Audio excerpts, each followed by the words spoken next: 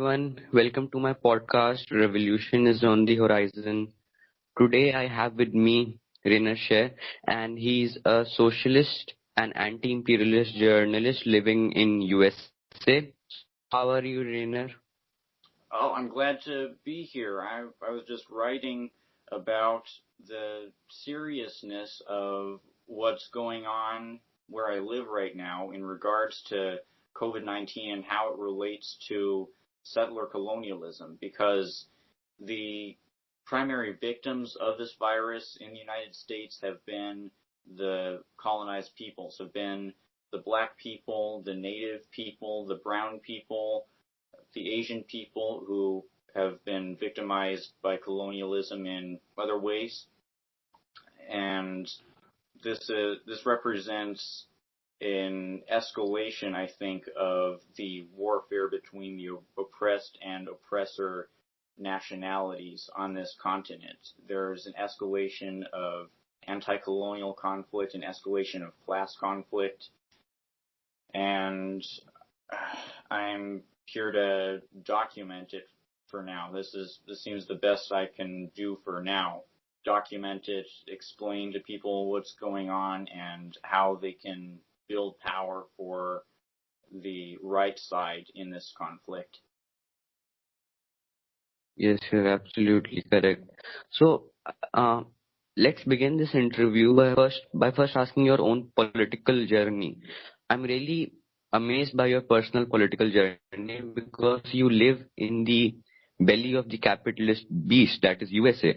And despite all the ideological mystifications which the ruling class weaves in that country, you have become a Marxist Leninist. So, what was your entire trajectory through by which you became a Marxist Leninist?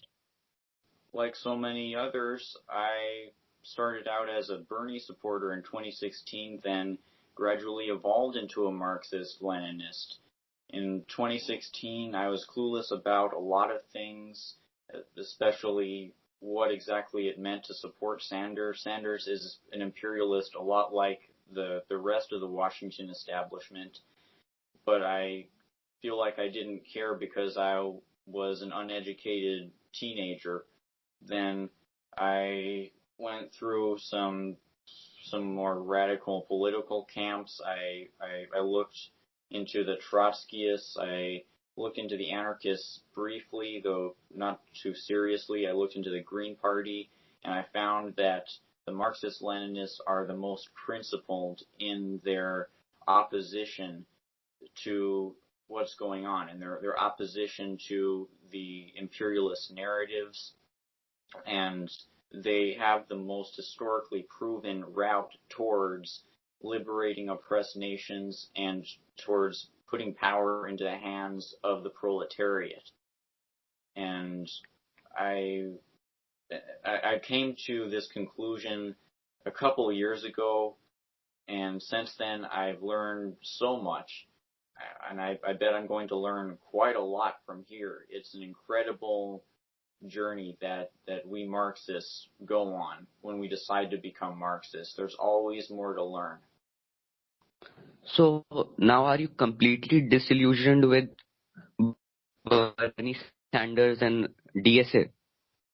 Yes, I've been arguing against Sanders and the DSA, especially the DSA as of late, because the DSA, they're really just another wing of the Democratic Party. They're another wing of this imperialist structure, and this shows not just in the fact that they've effectively been campaigning for Biden, but in the fact that their organization's messaging has repeatedly reinforced pro-imperialist narratives in recent years. They've been vilifying China as another settler colonial empire, which I think is very misleading.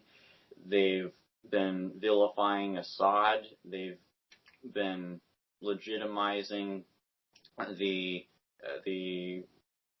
imperialist subversion efforts in Ukraine that have resulted in the establishment of the fascist Ukrainian regime, which is assisting with the U.S. empire's proxy war there. And the long story short, they've been seeking to delegitimize journalists like me. They've been seeking to attack people like Max Blumenthal at the Gray Zone, who are doing such great work in exposing the imperialist machinations and narratives and the falseness behind narratives like the so-called Uyghur genocide.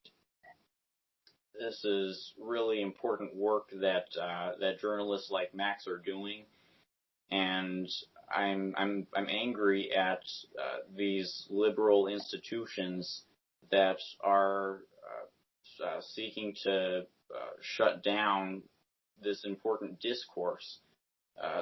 The sad thing is that in this country, pretty much the only ones who are speaking out against the Xinjiang narrative are the Marxist-Leninists. I don't know if Max Blumenthal is a Marxist-Leninist, but he's pretty much the only journalist who's speaking out against it. There are so few principled people in the political sphere where I am. So few people who are willing to really be honest.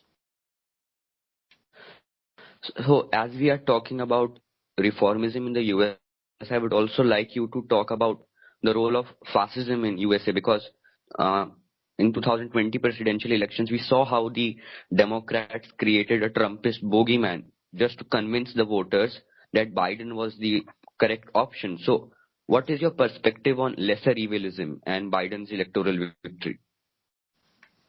And it's no secret that in these last 4 years, the United States has been experiencing really shift in a really fascistic direction with the so-called Make America Great Again movement proliferating anti-immigrant, xenophobic sentiments and going along with this genocidal state violence from the Trump administration, like when they were recently caught. What do you call it? How do you even phrase it right? Messing with the reproductive capabilities of women in these concentration camps. They're effectively concentration camps at the southern border. So these are the horrifying realities of where the United States has been going in recent years, and I don't trust Biden to really roll them back. I mean, these patterns of state violence have been built upon what Obama carried out, based upon Obama's deportations and overseeing of militaristic police maneuvers, and of course Obama was the big drone president. Trump has been an even bigger drone president. All of these overlapping facets of state violence are going to continue to get worse, whoever is president, and I think it's really ironically frightening that Kamala Harris is about to be such a powerful person in this country, even though she's the first black female vice president.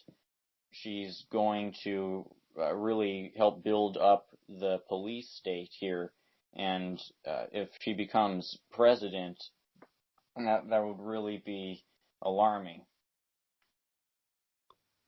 After the victory of Biden, there has been much confusion among American communists themselves. To take an example, the Communist Party of USA, it was praising Kamala Harris and saying that she will bring a major change in USA's political system. So, considering this confusion, I think that the use of the label fascism for Trump in a hyperbolic way has contributed to this. Because if Democrats and Republicans are identical in their policies, mass incarceration, endless wars, and other things, then we too can apply the label fascism to Democrats. Do you think that it is correct and politically productive? Liberal fascism? Well, I don't want to cheapen the term of fascism. but there's more than one way to define it. There's been more than one type of fascism throughout history, not just Nazi Germany or Mussolini, but social fascism. The Comintern and Stalin once adopted social fascism in response to the fact that the Social Democrats in Germany had assisted with the violent suppression of communists and had ultimately contributed to the rise of Nazi Germany. And I think that it's important for communists today, more than ever, to recognize the significance of social fascism. Social fascism, it seems, is when the capitalist institutions double down on the existing socioeconomic order and on imperialism through a means of selectively suppressing the national liberation groups and on suppressing the people who are really vying for revolution, while at the same time appeasing the favored classes with expanded social programs. This is essentially what Scandinavia has been during its social democratic era. The social gains within Scandinavia have been built upon wealth from Western imperialism. So it's no surprise that in recent decades, Scandinavia's social programs have been rolled back, and that in recent years, the Scandinavian countries have been increasingly hosts to neo-Nazi movements. Yes, you are absolutely correct. An important point which you made right now was not particularizing fascism, because it wasn't confined to Nazi Germany. And George Jackson, a Black Panther party leader, had said that USA itself has been fascist from its birth, and we just need to rip away its participatory mask to see the totalitarianism which it possesses from its beginning. So now let's move on to the American Empire. You have been writing a lot about the American Empire, and you say that it is in a decline. What made you say this? The Pentagon has said the same thing. It's been saying the same thing in recent years, albeit quietly. Semi-famously in 2017, I think, the Pentagon came out with a report stating that U.S. global influence has been rapidly declining and may even be collapsing, and that the U.S. military really needs to kick into gear and compensate for this. And of course, their means for compensating for this have been predictable: increasing surveillance, increasing militarization of the homeland, more endless war, more authoritarianism. All of these ways for the empire to come home, so to speak, for the empire to turn inward in reaction to its decline. And this decline has been more present than ever throughout the Trump era. Throughout the Trump era, the U.S. has been losing its relationships with some of its most important allies, like Germany and the EU. These different imperialist powers have been engaged in trade wars throughout these last 4 years. And this has come at the same time that the U.S. has continuously pretty much failed, to achieve regime change in the countries that it really wants to reconquer, that it needs to reconquer in order to expand further. The coup in Bolivia in 2019 was undone after just a year because of the enormous strength of Bolivia's proletariat. And the U.S. has still failed to do regime change in Venezuela or Iran or Cuba or Nicaragua even. Tiny Nicaragua, they're not able to conquer it.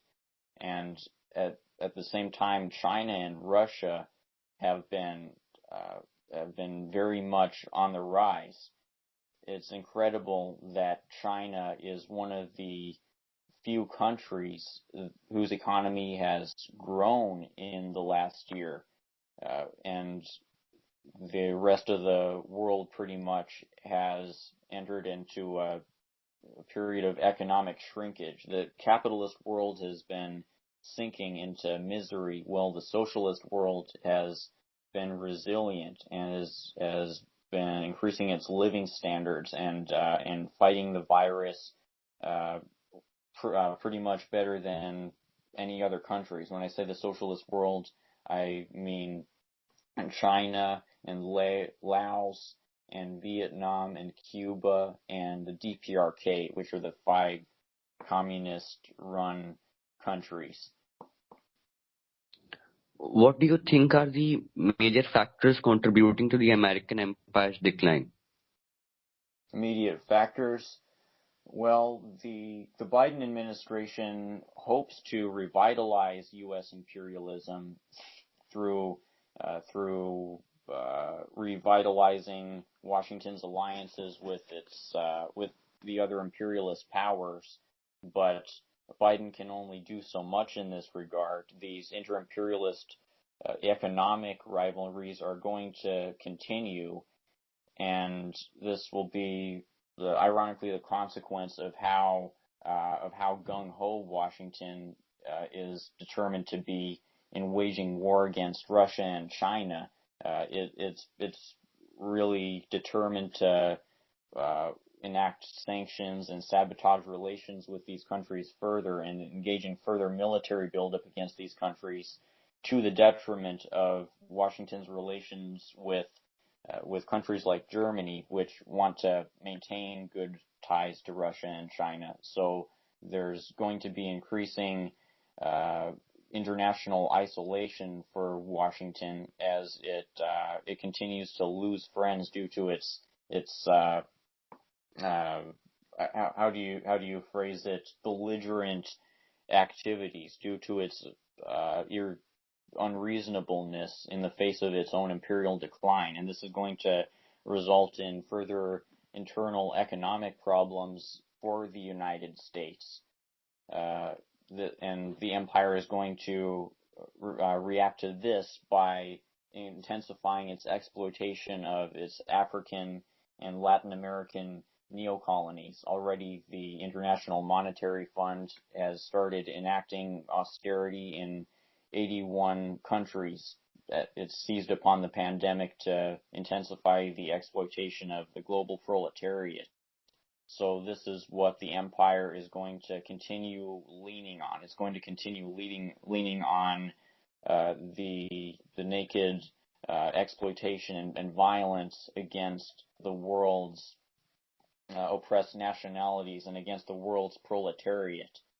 And as time goes on, I think this exploitation and violence is increasingly going to be present within the United States, even more so than it is now, because the U.S. proletariat has been suffering greatly in this last year, despite perhaps not suffering quite as much as the proletariats within a lot of U.S. neo-colonies. As the American empire declines and neoliberalism goes into another crisis, what do you think is preventing an internal uprising in America itself? Since the objective conditions are degrading at an exponential speed, what are the factors which are preventing the proletariat and oppressed people from rising up? One of them is the lack of organizational power that the proletariat has, which is the result of neoliberalism really undermining social cohesion. The unions have been systematically dismantled, crushed throughout this last half century, and the socialist parties have been really on the periphery. Pretty much the only legitimately Marxist-Leninist party that I can say I trust right now is the PSL, which is obviously tiny compared to any other party, and there's a sense of enforced political unconsciousness among the masses here. due to their only presented options being the Democratic and Republican parties, and due to Americans constantly being awash in propaganda that's designed to make them hate socialism. You can't go pretty much anywhere in the United States and without hearing about this so-called Xinjiang genocide, without hearing about how China is the most evil country out there, and it's just disgusting, and it works to undermine the global communist movement by furthering a neo-McCarthyist narrative about how communists are evil, about how communists are supporting the non-existent atrocities that China is accused of, about how you need to really double down on U.S. imperialism in order for your life to get better. This is the darkness. This is the dark side that I fear a lot of Americans are turning to in this time of crisis. Instead of turning to revolutionary socialism, they're doing what the media tells them and turning to a more reactionary position. They're reacting to these confusing and alarming times by becoming more enthusiastic about war, about the Cold War against China, and they're willing to scapegoat other countries for the virus, especially China. While non-socialist groups of people are certainly certainly prone to propaganda, there are also people within the left which deride actually existing socialism, and we have a history of leftists who unabashedly criticize actually existing socialist regimes. And so, what is your response to this? You label China as socialist, but many Western leftists, and to give an example, the Jacobin magazine has been ruthlessly criticizing China on various fronts. So, what is your response to this? Oh, you have to respond to so much in order to fully repudiate these arguments, because they've made it into an entire mythology, and this mythology is built upon the older anti-communist mythology put in place by anti-communist writers like George Orwell, who vilified so-called Stalinism as something roughly equivalent to Nazism. They've from the start been trying to conflate communism with some of the worst ideologies you can think of, implicate communism in atrocities, and the modern vilification of the PRC and other communist countries is an extension of this, where you have the Social Democrats at Jacobin vilifying China because they see it as some kind of equivalent to U.S. imperialism. So again, there's an equivocation between communism and the actual oppressor countries, and you have orgs like the Socialist Equality Party with their World Socialist website vilifying China as Stalinist, even though Stalinism is and has never been a cohesive ideology. It's just been Marxism-Leninism. So you have these distortions built on distortions. You have this underlying assumption that so-called Stalinist regimes are inherently bad, and from this distortion you can build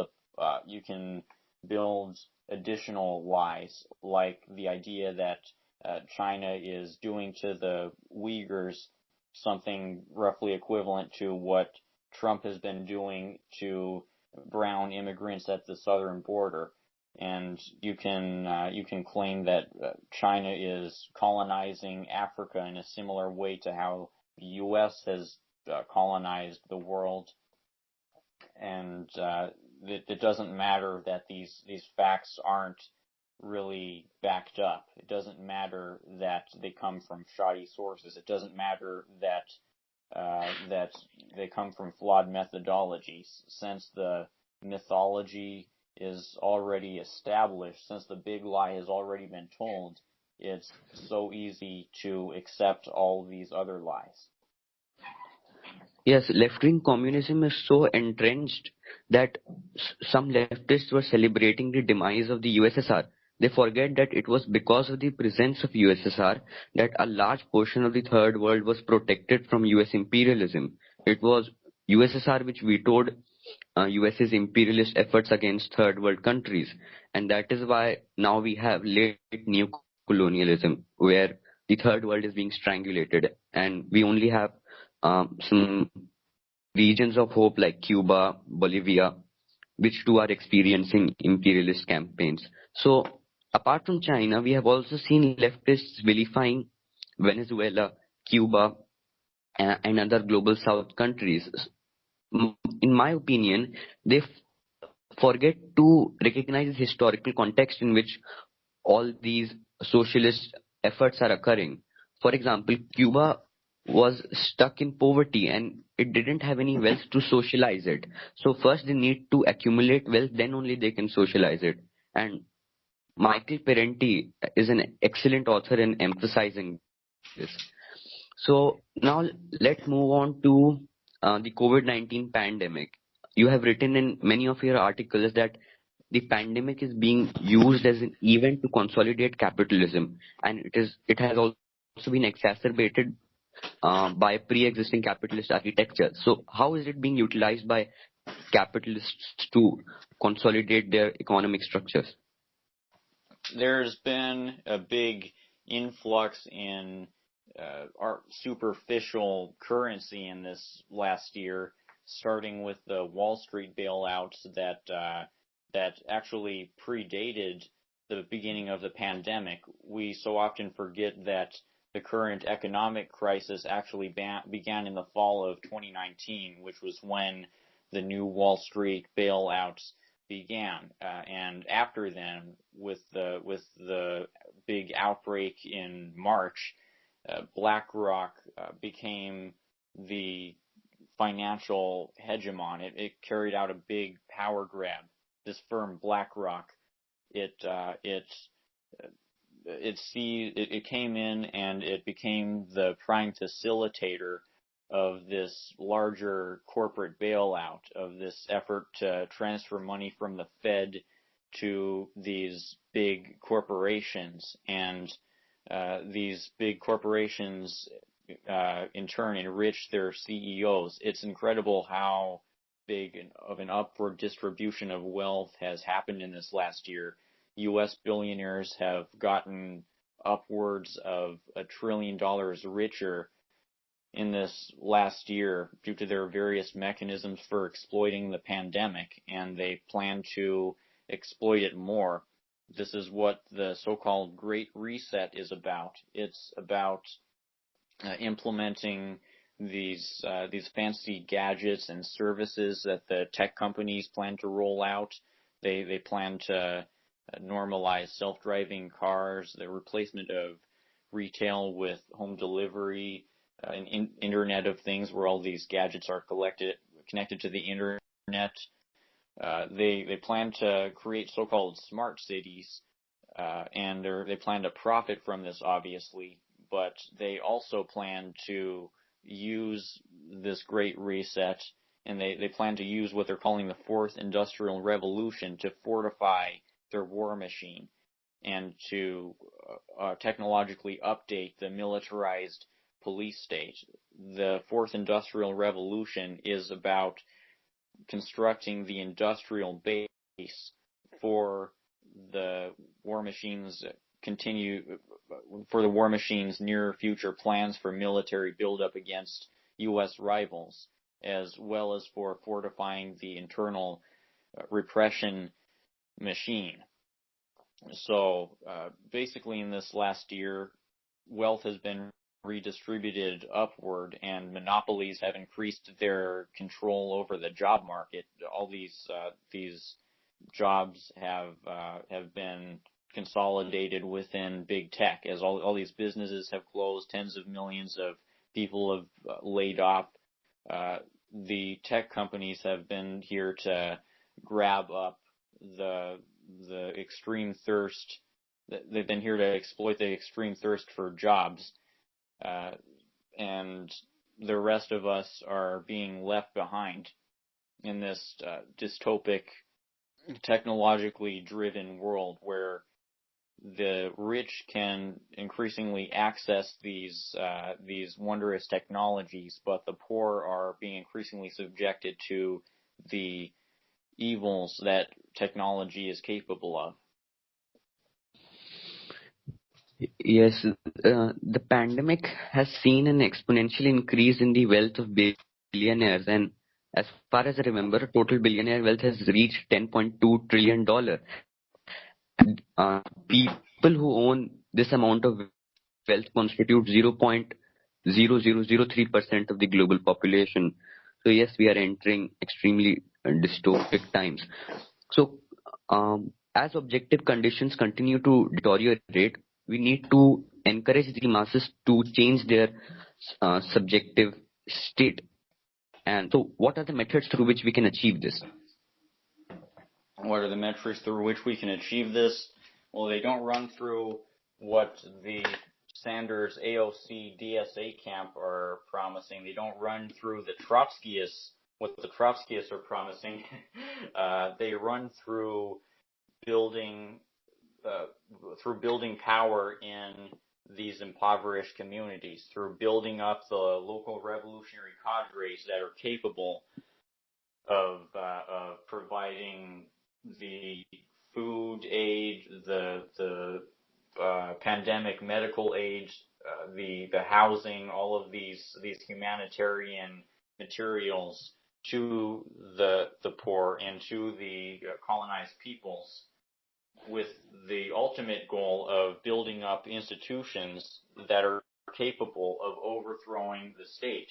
We always have to have that end goal in mind. We can't stray from the end goal. The end goal is overthrowing the capitalist state and replacing it with a post-colonial continent wherein Marxism can develop, wherein we can build socialism within the indigenous First Nations that have just gotten all of their land back.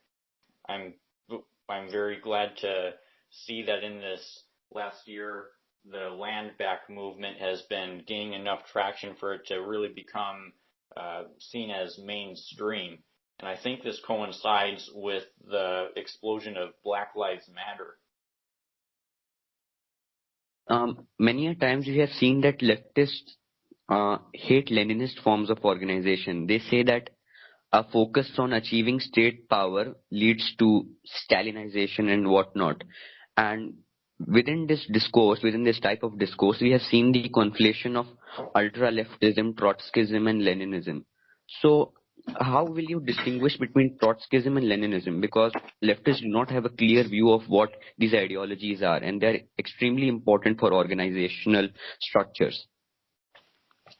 I think an important distinction to make, or an important way to make the distinction between the Trotskyists and the trustworthy communists is to pay attention to what people say in regards to geopolitics. Are they vilifying the Communist Party of China and portraying the DPRK as a dictatorship and expressing hostility towards Cuba, or are they building internationalism and not making criticisms where they don't need to make criticisms? This is what entities like the PSL have done. I think it's really incredible how Gloria La Riva, one of the main leaders of the PSL, has actually built relationships with the DPRK and Cuba and traveled to these socialist countries and really committed to being an internationalist. If you spread imperialist propaganda, you're not an internationalist. You're a poser, and you need to either re-educate yourself or get out. And this is the hard line, a harsh line that I push within how I relate to the people I encounter in this movement.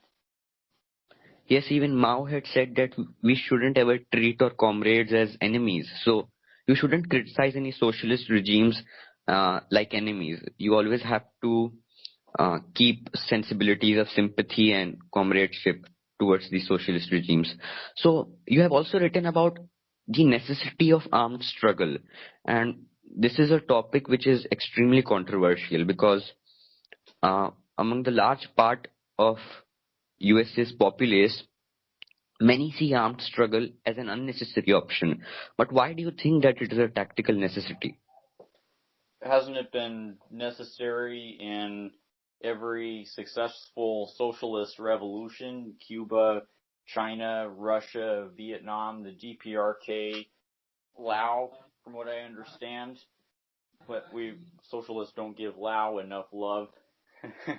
uh, Armed struggle was necessary in the efforts to liberate India and South Africa, from what I understand. It was necessary in all these decolonization movements in Africa. And if we're talking about overthrowing the state, then it's obvious that arms are going to be necessary at some point.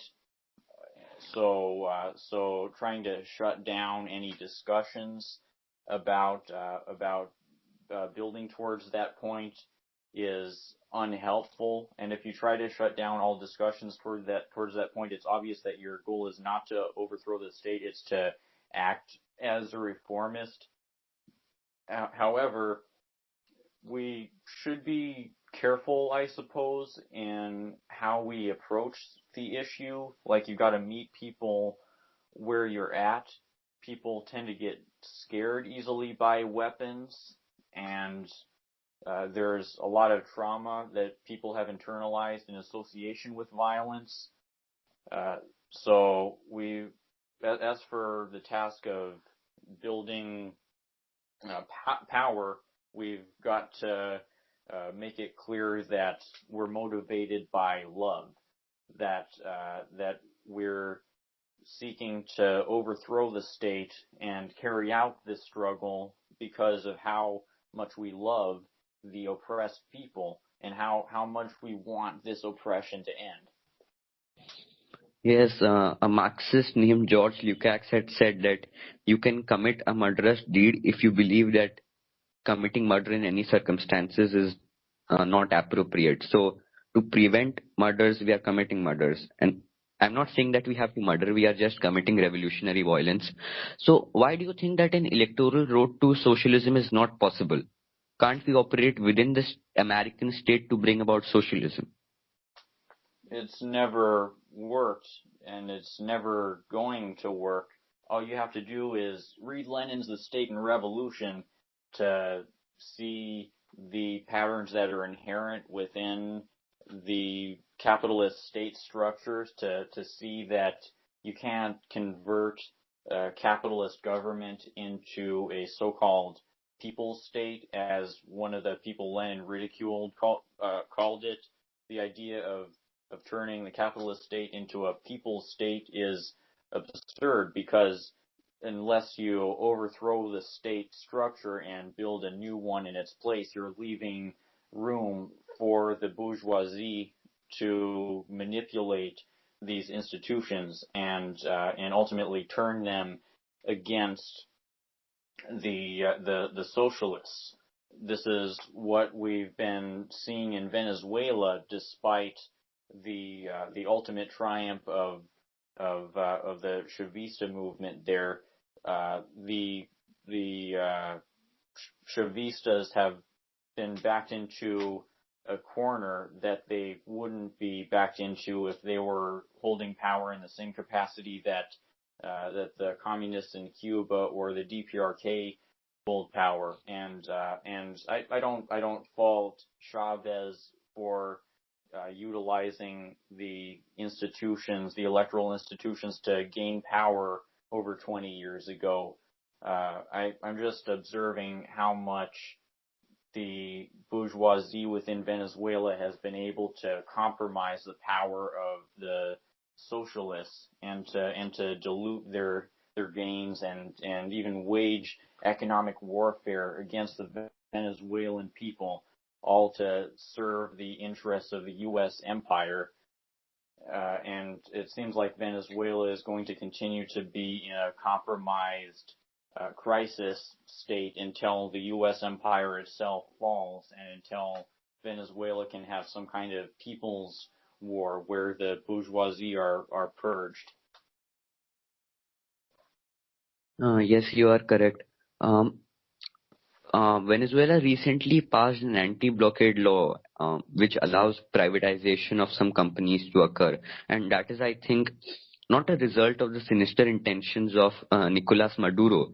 It is a result of certain circumstances which have forced the socialists there to do this.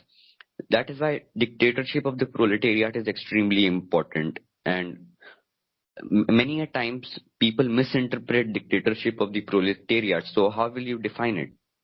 It's when the existing capitalist state is thrown down, first of all, and then when the proletariat uses the vanguard party to build up this new state where the proletariat are the ones whose votes get prioritized and where they have the full authority, the full capability to repress the bourgeoisie. I was reading Mao today, and he described how how the Communist Party reserved the right to enact repression against the landowners, against certain capitalists, and against really whoever they wanted to, so long as it served the interests of the revolution. You have to put the capitalist class in subordination to the existing state, and you have to put the proletariat as the ones who utterly dominate the electoral process. Yes, Mao defined dictatorship of the proletariat as democracy for the proletariat and dictatorship for the bourgeois. It's an extremely elegant form of governance, I should say, and it is extremely better than bourgeois democracy, which is not democracy at all. So let's end this podcast episode with you recommending some books which we should read in the current conjuncture. Okay, I'm looking around my room right now. Quotations from Chairman Mao Zedong. You can guess who wrote that. Lenin's The State and Revolution. People should read Stalin's The Foundations of Leninism, and people should look into Michael Parenti, who I think has synthesized Marxism for the 21st century so well. He's written books like Culture Struggle, like Dirty Truths. All of these books, I could try to think of more, but you get the idea. Yes. So thank you, Rainer, for attending the podcast. You're welcome, and thanks.